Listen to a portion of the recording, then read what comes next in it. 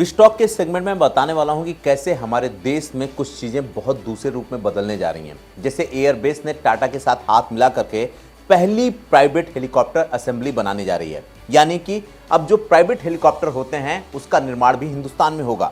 कैसे होगा, बिना टाटा के मुमकिन नहीं है। यही वजह है कि एयरबस ने टाटा के साथ हाथ मिलाया है। एयरबस कंपनी और टाटा समूह की टाटा एडवांस सिस्टम लिमिटेड देश का पहला हेलीकॉप्टर असेंबली लाइन बनाने जा रहा है। इस बात की घोषणा एयरबस ने की है। यहाँ पर फाइनल असेंबली लाइन बनाया जाएगा। इस लाइन में एयरबस के सबसे प्रसिद्ध H-125 हेलीकॉप्टर बनाए जाएंगे।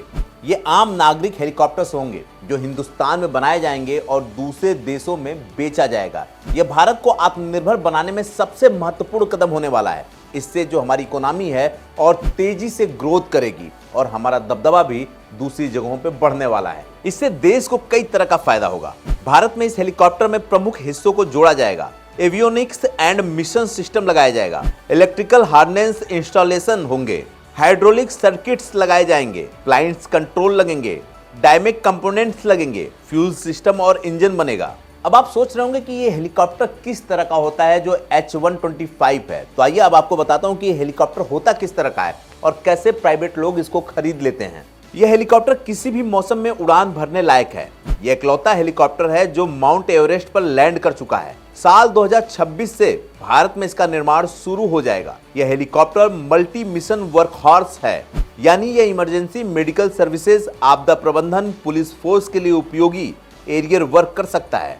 इस हेलीकॉप्टर में 6 लोग बैठ सकते हैं और इसको यूरोकॉप्टर भी बुलाते हैं। बेसिकली ये हेलीकॉप्टर बड़े ही कमाल की चीज है। हल्का वेट होता है, इसको बहुत आराम से लैंड कराया जा सकता है और इसको लेकर जाना भी इजी होता है। इसमें 2 वेरिएंट आते हैं। इसे एक ही पायलट उड़ाता है। 35.10 फीट लंबे इस हेलीकॉप्टर की ऊंचाई 10.4 फीट है। अधिकतम टेक ऑफ वजन 2250 किलोग्राम है। यह एक सिंगल इंजन वाला हेलीकॉप्टर है। इसके रोटर का व्यास 35.1 फीट है। यह 245 किलोमीटर आवर की क्रूज स्पीड से उड़ान भरता है।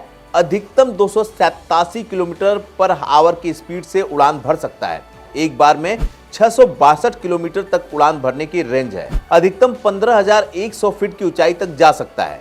यानी कि अब आप अंदाजा लगा सकते हैं कि ये उस तरह का हेलीकॉप्टर नहीं है जो कि बहुत ऊपर लेके आपको जाएं या आप बहुत दूर तक लेकर के जाएं या बहुत खर्चीला हो।